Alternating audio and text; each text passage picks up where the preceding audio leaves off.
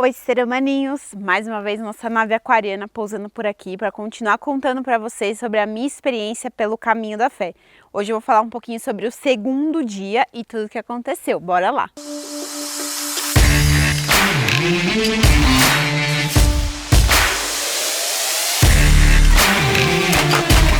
Gente, faz aquele barulhinho, sabe? Tipo, rebobinando a fita. Eu acho que eu esqueci de falar no primeiro dia que o Caminho da Fé aqui do Brasil, ele é inspirado no Caminho de Santiago de Compostela, né? Então é muito legal que ele foi criado, né, em inspiração a isso. Então, muitas pessoas, elas fazem a peregrinação pelo Caminho da Fé pagando promessa, né? Ou por algum motivo religioso, muitas vezes.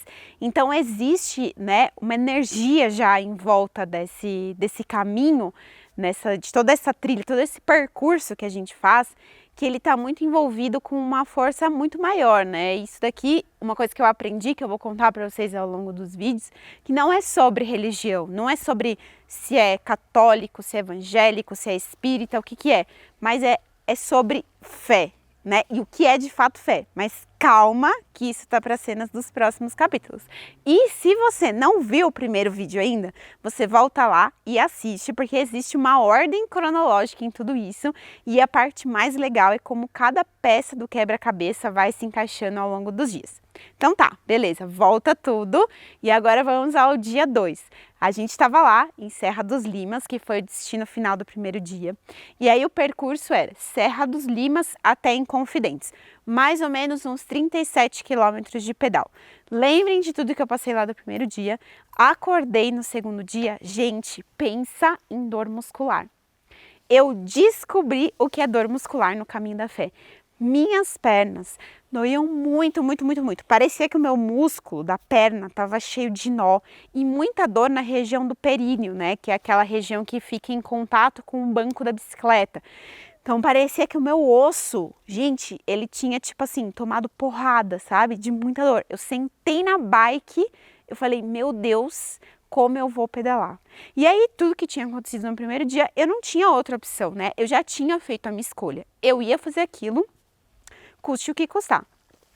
Eis que na saída da pousada da Dona Natalina, a gente já tinha o quê?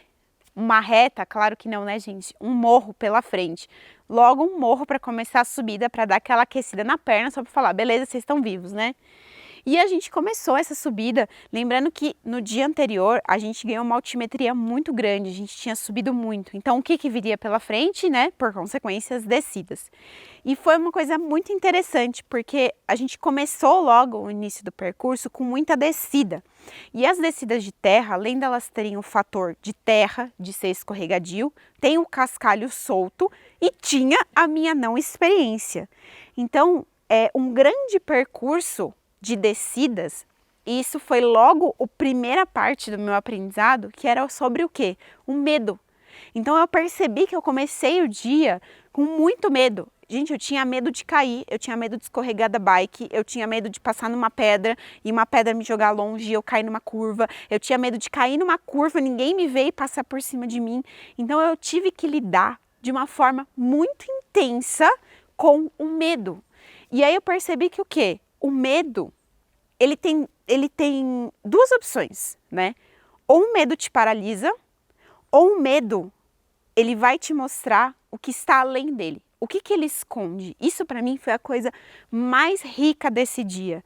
Porque eu pensei, a escolha é, vou me paralisar? Mano, se eu paralisar aqui, eu não tenho o que eu fazer, eu não podia. Como que você para, congela ali, o pessoal indo, né? Todo mundo já pedalando.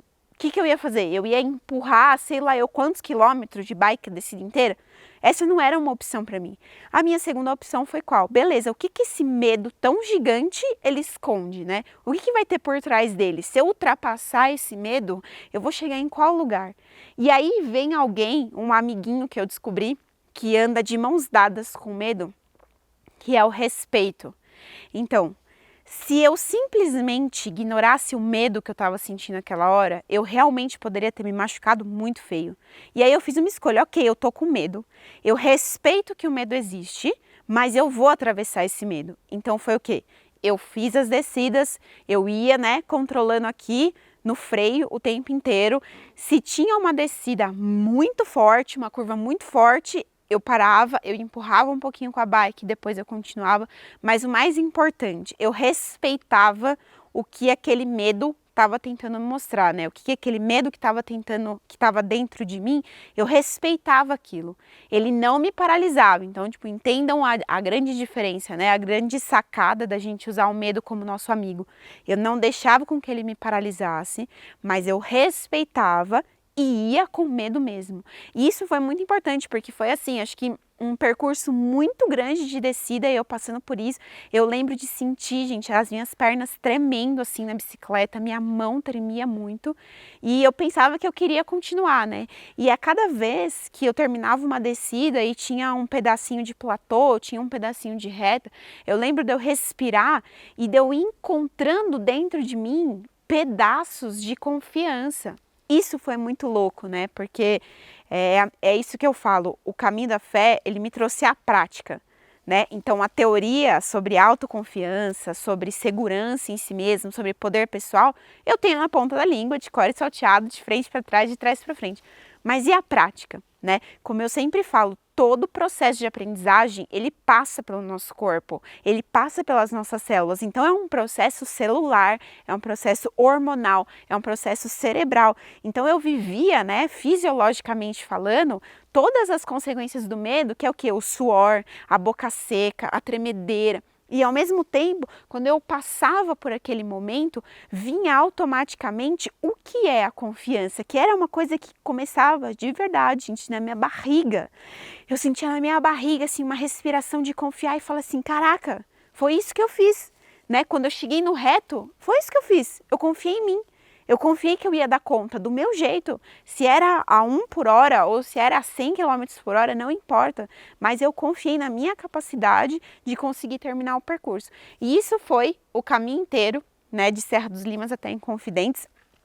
Eu lembro que o finalzinho do trecho foi um finalzinho de bastante platô e eu nem imaginei assim que eu iria conseguir terminar até o final de forma tão, acho que tão especial, né, e tão forte, porque eu cheguei na cidade pedalando, eu lembro de chegar na cidade e todas as pessoas já tinham chegado na pousada, tipo, gente, as pessoas já tinham tomado banho, elas já estavam de chinelo, as bikes delas já estavam, tipo, né, sendo limpas e eu tava chegando na pousada, tipo, horas depois, sei lá, talvez depois de 2 horas que eu cheguei depois de todo mundo, mas quando eu cheguei aquele dia, eu virei e falei assim, eu posso tudo. Não importa o tempo, não importa como, não importa se em momentos eu vou descer, né, da bike numa descida e vou empurrar, não importa se a minha velocidade vai ser de 1 km por hora, o importa é que eu cheguei na cidade e eu fiz 37 km. Isso para mim, eu acho que foi o que estava escondido atrás do medo. Né? Atrás do medo existiu toda a minha autoconfiança. Atrás do medo, ele escondia a capacidade em mim mesma, né? Então, eu fui com ele o caminho inteiro nesse trabalho de mãos dadas com respeito, mas quando eu concluo meu objetivo, né, do dia, quando eu chego na cidade, é como se o medo tivesse virado, sabe? A sensação que eu tenho é que o medo ele sempre tem 2 faces. De um lado, você só tá olhando medo, medo, medo. E quando você enfrenta ele, você continua, em algum momento ele vai se virar. E quando ele se virar para você, ele vai mostrar o que era essa outra face, o que tinha nessa outra face. E nesse caso, para mim, nesse cenário, nesse dia, do outro lado do medo, existia a capacidade em mim mesma, existia a confiança em mim mesma, de persistir, mesmo com medo, eu não me deixei paralisar. Eu não fiz a escolha da paralisação, eu não fiz a escolha de entrar nos meus sabotadores, né? Putz, Aline, mas você nunca pedalou. Ai, mas olha, lá no dia anterior, mandaram você subir no carro. Eu não deixei com que isso acontecesse comigo, eu simplesmente fiquei focada no medo. E é muito louco falar isso, né? Porque a gente tem vontade de se afastar. Quando a gente tem medo, qual que é a nossa primeira reação? Fugir. Né? Então a gente tem aquilo, medo, luta ou fuga. E aí você foge. A maioria das pessoas vai o quê? Putz, fugi, fiquei com medo, fugi, fiquei com medo, fugi. E eu fiz a escolha, tô com medo, vou lutar. E não é lutar contra o medo, é lutar contra todo o cenário que eu estava envolvida para ver o que ele tinha para me mostrar. E aí é fazer as pazes com o medo e saber que o medo sempre tem algo para ensinar a gente. Sempre, sempre, sempre, sempre, sempre. E o mais importante, não deixar com que ele te paralise, né? Não deixar com que você entre nos seus demoninhos lá da cabeça por conta de um medo que muitas vezes não é nem real. Né? Muitas vezes ele só tá ali falando respeito, vai com calma, presta atenção, mas não para, continua, porque no final você vai encontrar alguma coisa.